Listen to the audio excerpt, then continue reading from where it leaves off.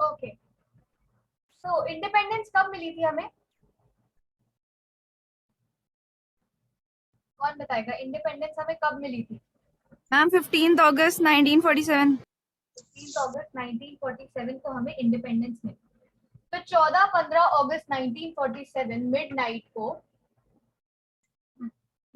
को क्या हुआ था? इंडिया को मिल गई थी उसकी इंडिपेंडेंस। जवाहरलाल नेहरू जो कि सबसे पहले प्राइम मिनिस्टर थे, उन्होंने कॉन्स्टिट्यूएंट असेंबली के सेशन को एड्रेस करा और अपनी फेमस स्पीच थी ट्राइस्ट विद डेस्टिनी। ये पता ही है। अब सब अलग अलग चीजें कहते थे, सबको अलग, सबकी अलग अलग ख्वाहिशें थी, लेकिन दो चीजें ऐसी थी जिसपे सब लोग एग्री करते थे। क्या दो चीजें? पहला कि इंडिपेंडेंस के बाद एक डेमोक्रेटिक गवर्नमेंट लाएंगे, और दूसरा कि वो जो डेमोक्रेटिक गवर्नमेंट है वो सबके हित के लिए काम करेगी, स्पेशली किनके हित के लिए? पुअर और सोशली डिसएडवांटेज्ड ग्रुप्स के हित के लिए काम करेगी। ठीक है, तो दो चीजें, पहला कि डेमोक्रेटिक गवर्नमेंट लाएंगे और दूसरा कि सबके गुड, सबके हित के लिए काम करेगी। ठीक है, चलो अब उस टाइम पे तीन चैलेंजेस फेस करें। क्या तीन चैलेंजेस थे, कौन बताएगा? मैम पहला तो नेशन बिल्डिंग, क्या नेशन बिल्डिंग? कि एक नेशन बिल्ड करना था, सारे लोगों को इकट्ठा करना था, यूनाइट करना था, जब इतनी डाइवर्सिटी थी लिंग्विस्टिक बेसिस पे, कल्चर के बेसिस पे। दूसरा? मैम डेमोक्रेसी को अच्छे से नेशन में इंटीग्रेट करना। अच्छा, तीसरा? Ma'am social welfare. चलो, तो पहला था shape a nation that was United yet accommodative of the diversity. अब उस टाइम पे क्या, अभी भी देख लो, हमारी जो कंट्री है इंडिया बहुत ज्यादा डाइवर्स है, अलग अलग कल्चर्स हैं, अलग अलग रिलीजन है, अलग अलग लैंग्वेज बोलने वाले लोग हैं, और साइज भी इंडिया का बहुत ज्यादा है। तो इस वजह से हमें उस पूरे नेशन को इंटीग्रेट करना था। अभी हम आगे देखेंगे क्यों करना था। दूसरा कि हमें डेमोक्रेसी स्टैब्लिश करना था। India adopted representative democracy based on parliamentary form of government. लेकिन सिर्फ डेमोक्रेसी स्टैब्लिश करने से काम नहीं बनता, हमें डेमोक्रेटिक प्रैक्टिसेस ऐसी चाहिए थी जो कि कॉन्स्टिट्यूशन के साथ चले। ठीक है, तीसरी चीज है कि ensure development and wellbeing of entire society and not only of some sections. कुछ सेक्शंस का नहीं बल्कि सबके लिए हमें काम करना है। रियल चैलेंज क्या था? To evolve effective policies for economic development and eradication of poverty. ठीक है, कि हम इकोनॉमिकली इंडिया को डेवलप करें और जो गरीबी है उसको हटा दें। तो ये तीन चैलेंजेस थे। डॉन ऑफ फ्रीडम किसने लिखी, कौन है ये? फैज अहमद फैज। ठीक है, Faiz Ahmad. Faiz Ahmad Faiz. Dawn of freedom है क्या? हम पोयम। मैम एक एक्सट्रैक्ट है एक पोएम में से, सुबह ज़ादी में से। आजादी में से एक एक्सट्रैक्ट है, और ये जो पोयम है वो उर्दू में लिखी गई है। किसने लिखी है? फैज अहमद फैज। ठीक है, ये कौन है? अमृता प्रीतम। इन्होंने क्या लिखा? Today I call Waris Shah. Today I call बारिश शाह। ये कौन सी लैंग्वेज में पोयम है? पंजाबी। पंजाबी पोयम है। और किसका एक हिस्सा है? पोयम का एक्सट्रैक्ट है।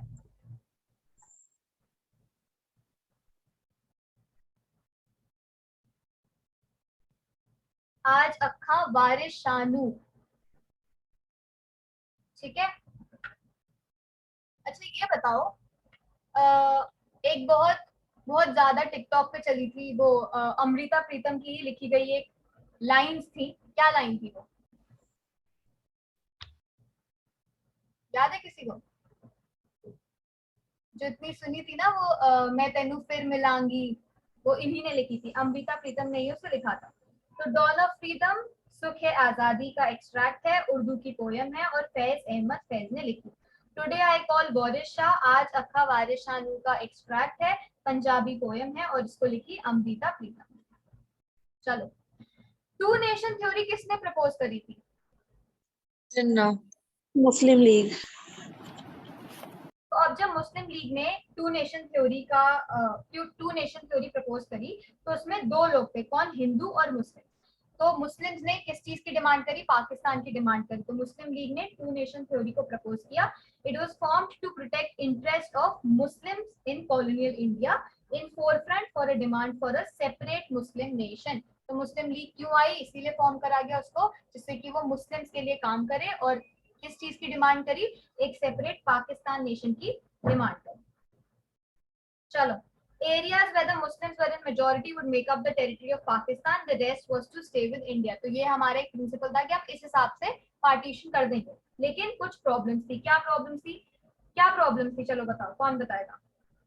मैम एक सिंगल बेल्ट नहीं थी कोई मुस्लिम मेजोरिटी की, मतलब बहुत सारी जगहों पे हिंदूज भी थे, मुस्लिम्स भी थे, तो इसलिए कोई एक एरिया नहीं था जहाँ पे सिर्फ मुस्लिम्स थे कि बस उस एरिया को बाइफिकेट कर देंगे. एक परेशानी हो गई. दूसरी, Ma'am, not all the Muslims wanted to be in Pakistan. ठीक है. तीसरा, मैम जो मेन मुस्लिम मेजोरिटी एरियाज थे वो बहुत ही ज्यादा डिस्टेंस पे थे, एक पंजाब वाला एरिया और एक बंगाल वाला एरिया. ठीक है. चौथा, मैम जो नॉन मुस्लिम मेजोरिटी थी और जो माइनॉरिटीज थी उन पे जो एट्रोसिटीज हुई थी वो. ठीक. पहला, there was no single belt of Muslim majority areas in British India. There were two areas of concentration, one in the west and one in the east. There was no way these two could be joined. So it was decided that the new country Pakistan will comprise two territories, West and East Pakistan, separated by a long expanse of Indian territory. अब यहाँ पे देखो क्या बोला था हमने कि जहाँ पे जो भी मुस्लिम्स जहाँ पे मेजोरिटी में होंगे उसको हम पाकिस्तान बना देंगे और बचे हुए को हम इंडिया बना देंगे. लेकिन यहाँ पे क्या चल रहा था, मुस्लिम मेजोरिटी एरियाज जो थे वो एक वेस्ट में था और एक ईस्ट में था और कोई तरीका नहीं था कि हम इन दोनों को ज्वाइन कर पाए. तो इसलिए क्या डिसाइड करा गया कि जो हम पाकिस्तान जो फॉर्म करेंगे उस पाकिस्तान को हम दो में डिवाइड करें, वेस्ट पाकिस्तान और ईस्ट पाकिस्तान. ठीक है, ये हो गई हमारी पहली परेशानी. दूसरी परेशानी, secondly, not all Muslim majority areas wanted to be in Pakistan. Khan Abdul Ghaffar Khan. अच्छा ये बताओ, NWFP की फुल फॉर्म क्या है? North western frontier province. Province. North western frontier province. Khan Abdul Ghaffar Khan को क्या बोलते थे? और frontier Gandhi. Frontier of Gandhi. Gandhi. वो टू नेशन थ्योरी के सपोर्ट में थे कि अगेंस्ट में थे? अगेंस्ट. अगेंस्ट में थे. उनकी बात मानी गई थी क्या? नहीं. नहीं मानी गई थी. क्या करा गया था? NWFP को भी बना दिया था एक पार्ट पाकिस्तान का. पाकिस्तान के साथ NWFP को भी इंडियन यूनियन के साथ मर्ज कर दिया गया था, तो इनको इग्नोर कर दिया गया था. तीसरी, two of the Muslim majority provinces of British India, Punjab and Bengal, had very large areas where the non-Muslims were in majority. Eventually, it was decided that these two provinces would be bifurcated according to the religious majority. ठीक है.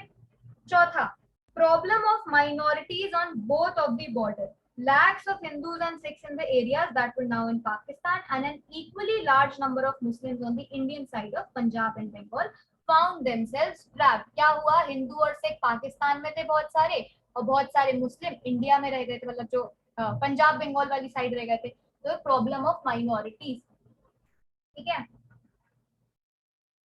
तो क्या हुआ इसके कारण? बहुत सारा क्या, कम्युनल वायलेंस.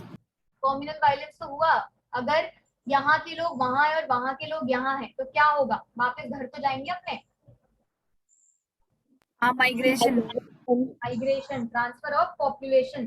तो 1947 ईयर ऐसा था, largest most abrupt and unplanned transfer of population हुआ. कल KAL, कोलकाता, ए से क्या है? अमृतसर. और लाहौर. कोलकाता, अमृतसर और Lahore divided into communal zones. यहाँ के लोग वहां और वहां के लोग यहाँ, ये देख ही लिया. Forced to abandon immense suffering, temporary shelter in refugee camps, unhelpful police during migration. उनको मारा जाता था, लूटा जाता था, अटैक करा जाता था. जो विमेन थी उनको एबडक्ट कर लिया जाता था और जबरदस्ती उनसे शादी करके उनके रिलीजन को कन्वर्ट कर लिया जाता था. और इस वजह से बहुत सारी विमेन को खुद के फैमिली मेंबर्स ही मार देते थे, जिससे कि फैमिली ऑनर को प्रिजर्व कर पाए. ठीक है, क्योंकि आपका रिलीजन चेंज हो जाता था तो इसीलिए वो खुद ही मार देते थे. तो इन टोटल हम कॉन्सिक्वेंसेस देख रहे हैं. तो इन टोटल 80 लाख लोग माइग्रेट करे, 80 लाख लोगों ने माइग्रेट करा इस टाइम पे और 5 से 10 लाख लोग जो है वो इसी वायलेंस में मर गए. ठीक है.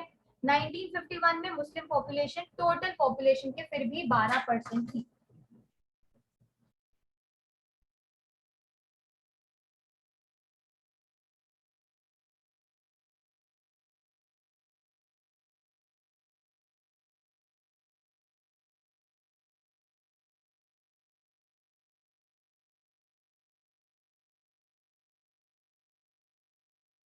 चलो पैरामाउंसी। अच्छा पैरामाउंसी क्या होता है? पैरामाउंसी ऑफ ब्रिटिश क्राउन को और क्या कह सकते हैं? सुजेनिटी ऑफ ब्रिटिश क्राउन, क्या मतलब होता है दोनों का? कि मतलब जो इनडायरेक्ट रूल था प्रिंसली स्टेट्स पे ब्रिटिश क्राउन का।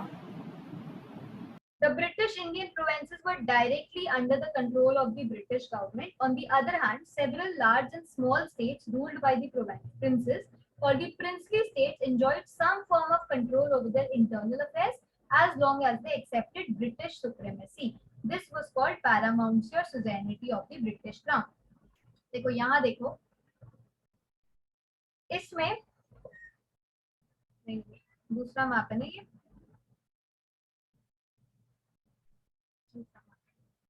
चलो तो 1/3 लैंड एरिया जो है वो प्रिंसली स्टेट्स के अंदर था और जो हर 4 में से एक इंसान जो है वो प्रिंसली रूल के अंडर रह रहा था। ठीक है, 1/3 लैंड एरिया और हर चौथे में से एक इंसान। ठीक है जी, चलो तो अब जब ये पैरामाउंसी लैप्स हो गई, जब ब्रिटिश जो है वो चले गए, तो ब्रिटिश वालों ने क्या बोला सारे प्रिंसली स्टेट्स को, उस टाइम पे कितने प्रिंसली स्टेट्स थे? 565। तो ये हो गए थे अब लीगली इंडिपेंडेंट। तो जब ब्रिटिश चले गए तो उन्होंने उनसे बोला कि देखो प्रिंसली स्टेट, अब आपका कॉल है, या तो आप इंडिया के साथ रहो या आप पाकिस्तान के साथ रहो, या अगर आप चाहो तो आप इंडिपेंडेंट भी रह सकते हो। लेकिन अब ऑब्वियसली ऐसे 565 स्टेट्स अगर इंडिपेंडेंट हो गए तो इंडिया तो बर्बाद हो जाएगा।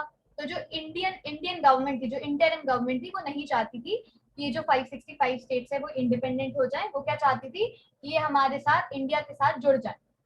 ठीक है जी, और ये जो डिसीजन था, ये जो बोल के गए ब्रिटिशर्स कि आप इंडिया के साथ भी जा सकते हो, पाकिस्तान के साथ भी जा सकते हो, इंडिपेंडेंट भी रह सकते हो, वो डिसीजन पीपल के पास नहीं था बल्कि प्रिंसली रूलर्स के पास था।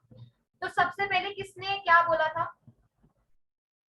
मैम रूलर ऑफ ट्रेवनकोर ने बोला था कि वो इंडिपेंडेंट है, दे डिक्लेयर्ड देमसेल्व्स इंडिपेंडेंट। हाँ, तो रूलर ऑफ ट्रेवनकोर ने ये तीसरा वाला हिस्सा चूज करा कि भाई हम तो इंडिपेंडेंट रहेंगे। दूसरे नेक्स्ट डे किसने क्या बोला?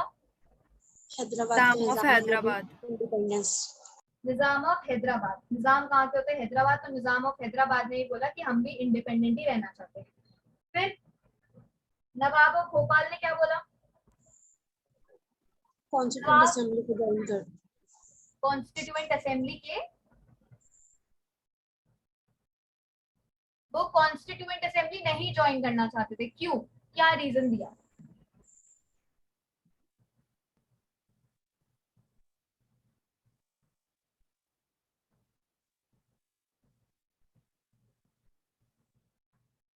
क्यों वो कॉन्स्टिट्यूएंट असेंबली ज्वाइन नहीं करना चाहते थे? क्योंकि वो अपना रूल चाहते थे, वो इंडिपेंडेंट बनाना चाहते joining the Constituent Assembly would imply that they're going to join India. वापस बोलो, दो लोग एक साथ बोल रहे थे। मैम अगर वो कॉन्स्टिट्यूंट असेंबली ज्वाइन कर लेते तो उसका ये इम्प्लीकेशन होता कि उन्होंने अल्टीमेटली इंडिया के अंदर ही रहना है, इंडियन पॉलिसीज फॉलो करनी है, बट एक्चुअली उन्हें इंडिपेंडेंट रहना था।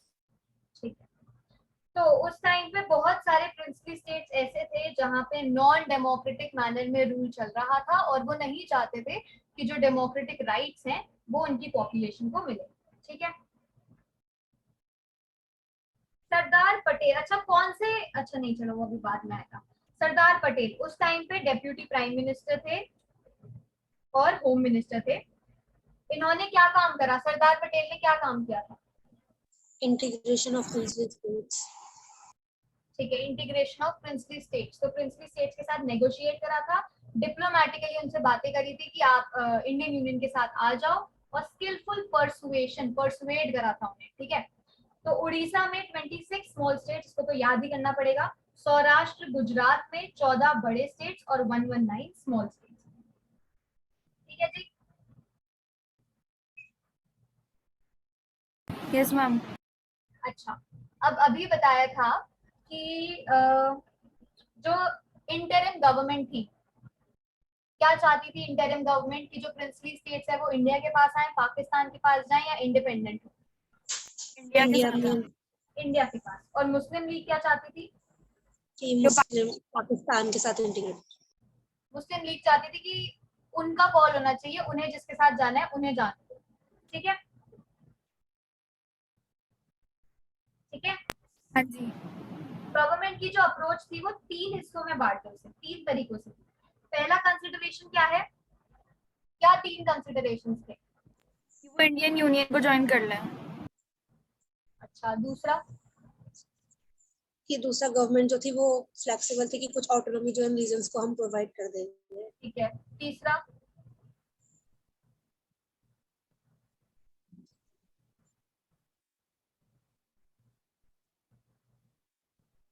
देखो, सबसे पहली, firstly the people of most of the princely states clearly wanted to become part of the Indian union. अब गवर्नमेंट जो है हमारी, उसको ये चीज पता थी कि भले ही जो प्रिंसली रूलर्स हैं वो शायद नहीं चाहते हैं कि वो इंडियन यूनियन के साथ आए। क्यों नहीं चाहते हैं? क्योंकि उन्हें अपना रूल दिखाना है, तो इसीलिए वो नहीं चाह रहे हैं। लेकिन जो लोग हैं प्रिंसली स्टेट्स के अंडर, जो लोग हैं वो डेफिनेटली चाहते हैं कि वो इंडियन यूनियन में आ जाए। तो ये चीज गवर्नमेंट को हमारी पता थी। दूसरा, the government was prepared to be flexible in giving autonomy to some regions. The idea was to accommodate plurality and adopt a flexible approach in dealing with the demands of the region.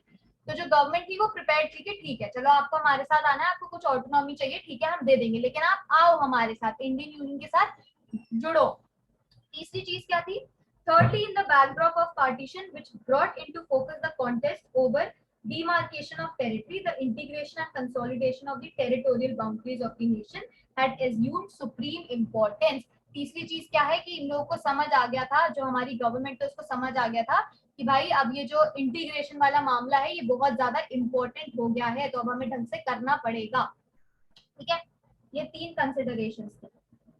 चलो, before 15th August 1947, peaceful negotiations had brought almost all states whose territories were contiguous to the new boundaries of India into the Indian Union. तो 15 अगस्त से पहले पहले क्या हुआ, बहुत सारे जो स्टेट्स थे वो तो इंडिया में आ गए, लेकिन कौन नहीं आए थे? हैदराबाद, जूनागढ़, कश्मीर एंड मणिपुर। जूनागढ़, हैदराबाद, कश्मीर एंड मणिपुर। ठीक है, इंस्ट्रूमेंट ऑफ एक्सेशन क्या है? मैम एक डॉक्यूमेंट है जो सारे प्रिंसली स्टेट्स को ज्वाइन करना था अगर वो यूनियन ऑफ इंडिया ज्वाइन करना चाहते थे तो। साइन करना था अगर वो ज्वाइन करना था। ठीक है। अच्छा, जूनागढ़ में क्या हुआ था? जूनागढ़ में कैसे ये इशू को रिजॉल्व करा गया? प्लेबिसाइट। प्लेबिसाइट क्या होता है? Public vote. रेफरेंडम। रेफरेंडम तो नहीं होता, लेकिन हाँ रेफरेंडम की तरह होता है। अच्छा, क्या डिफरेंस है रेफरेंडम और प्लेबिसाइट में? रेफरेंडम में तो येस और नो होता है ऑप्शन बस। और प्लेबिसाइट में? हम डायरेक्ट प्लेबिसाइट वोटिंग। में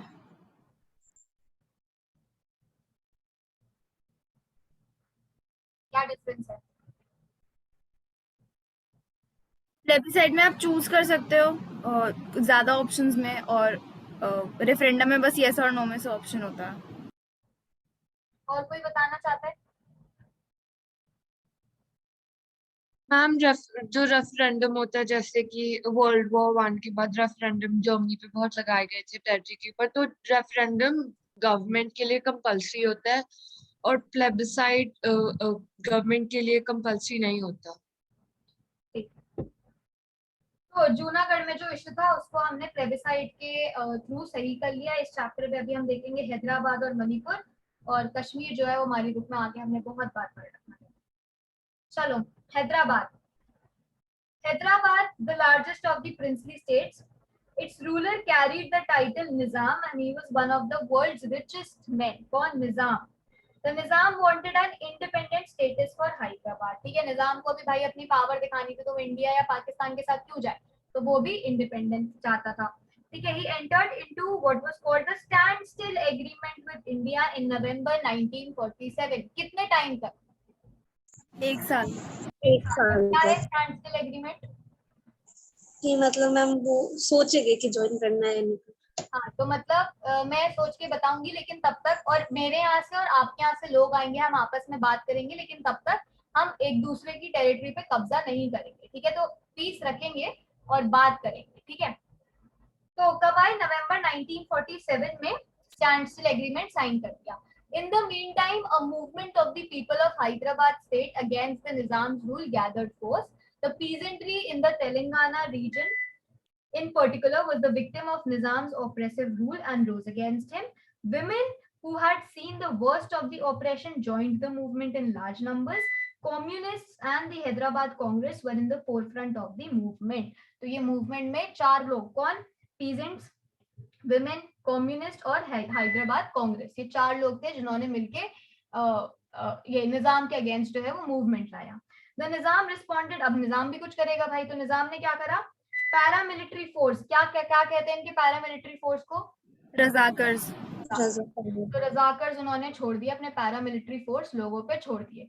the atrocities and communal nature of the Razakars knew no bound. Razakars बड़े ही बदतमीज थे. क्या कर रहे थे? मर्डर कर रहे थे. मेम्ड. मेम्ड का मतलब क्या होता है?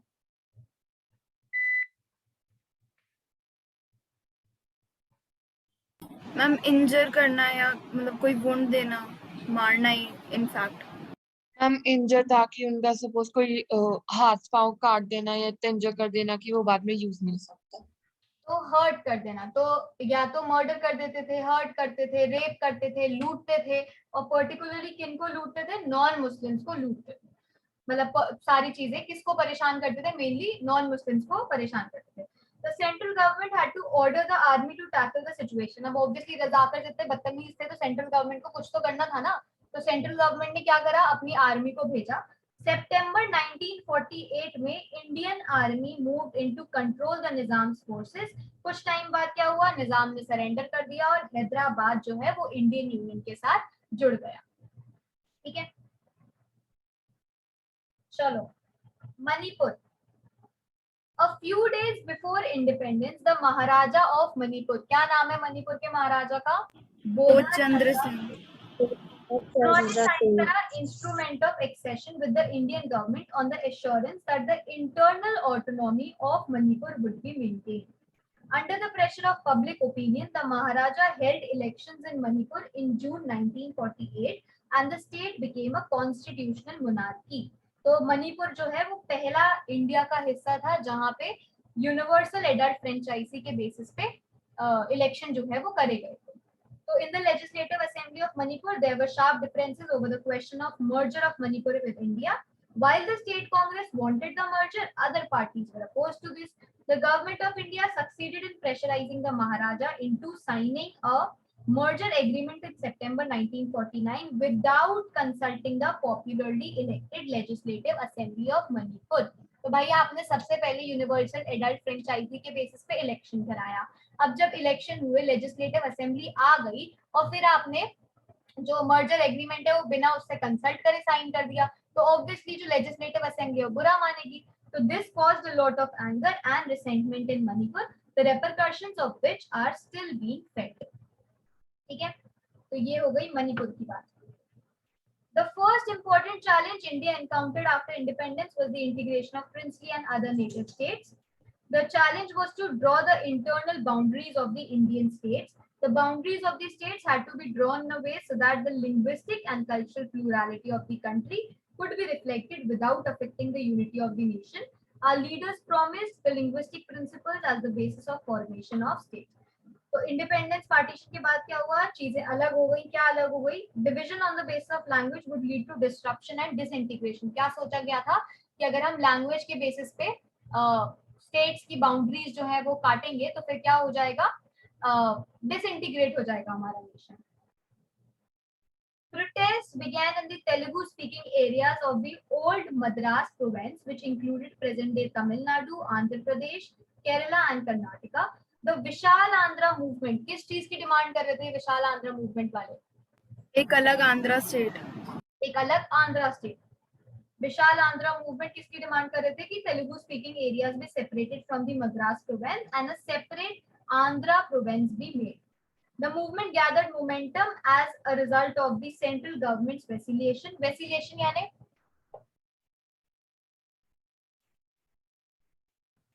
What, ma'am?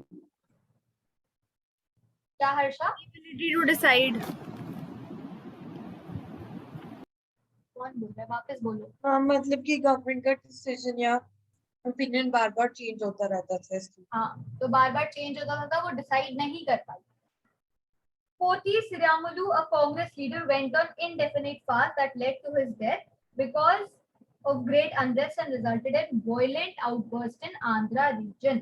Finally, the Prime Minister announced the formation of separate Andhra State in December 1952. तो आंध्रा स्टेट कब बन गया? दिसंबर 1952 में बन गया. The formation of Andhra Pradesh spurred the struggle for making of other states on linguistic lines in other parts of the country. The struggles forced the central government in appointing State Reorganization Commission. अब इतने सारे struggles हो रहे थे, सब लोग बोल रहे थे कि हमें भी एक अलग स्टेट चाहिए, हमें भी अलग स्टेट चाहिए. तो क्या हुआ? स्टेट रीऑर्गेनाइजेशन कमीशन सेटअप करा गया. कब सेटअप करा गया? 1953 और इसके 3 साल बाद क्या हुआ? State reorganisation act was passed. ठीक है. और इसकी वजह से कितनी यूनियन टेरिटरीज फॉर्म हुई? 6 union territories and 14 14 states. states and 6 union territories. चलो अब इसी बात पे बता दो, महाराष्ट्र कब बना? अच्छा सब चैट पे लिखो, सबकी ईयर लिखो. 1 2 3 4 5 6 7 8 9 10 11 12 13 14 14 है. लाइन वाइज सबके ईयर लिखो.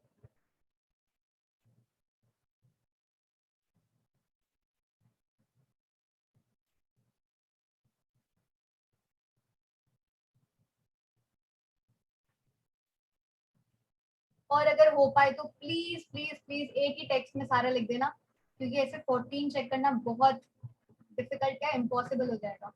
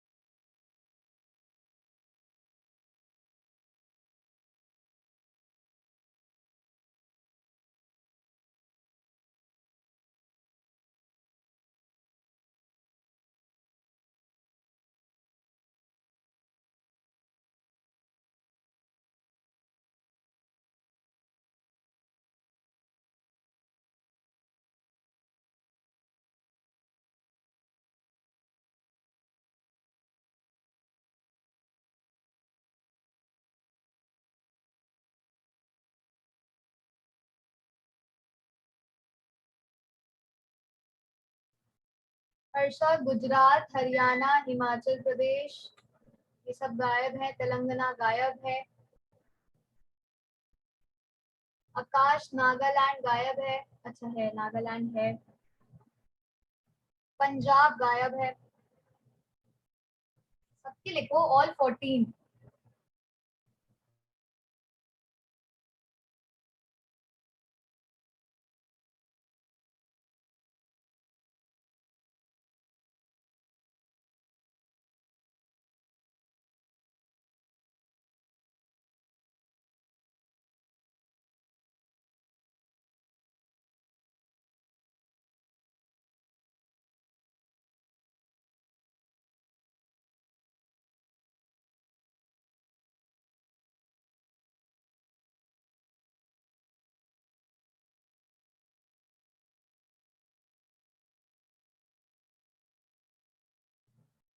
Okay, so I received Harsha के सारे आंसर और आकाश के सारे आंसर. सृष्टि के भी सारे आंसर्स आ गए हैं.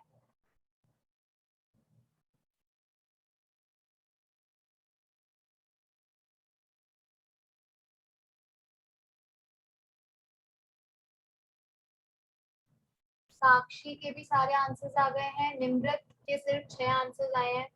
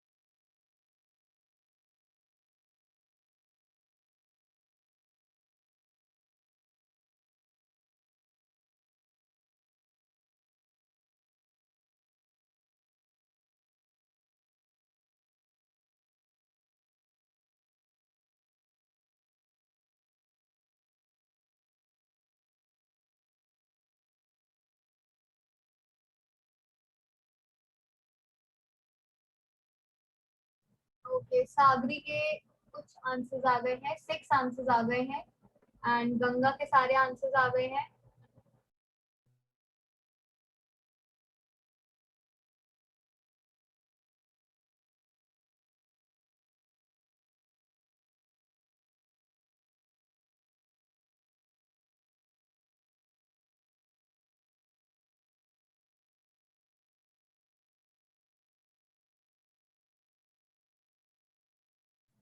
चलो, तो महाराष्ट्र कब बना?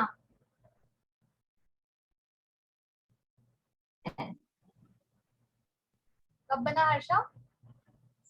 1960, 1960, ठीक है। गुजरात कब बना? 1960। नागालैंड कब बना? 1963। हरियाणा कब बना? 1963, 1966। हिमाचल प्रदेश कब बना? 1966। पंजाब कब बना? 1966। मेघालय कब बना था? 1972, 72, मणिपुर कब बना? 1972, 72, त्रिपुरा, 1972, मिजोरम, 1987, अरुणाचल प्रदेश, 1987, 2000, तेलंगाना in 2014. ठीक है। तो हमने देखा महाराष्ट्र गुजरात 60 में, 3 साल बाद नागालैंड, उसके 3 साल बाद हरियाणा, हिमाचल और पंजाब, फिर इसके बाद कितने साल बाद? 6 साल बाद मेघालय, मणिपुर और त्रिपुरा, इसके बाद 15 साल बाद मिजोरम, अरुणाचल प्रदेश, उसके बाद कितने 13 साल बाद उत्तराखंड और छत्तीसगढ़, और उसके बाद 14 साल बाद तेलंगाना।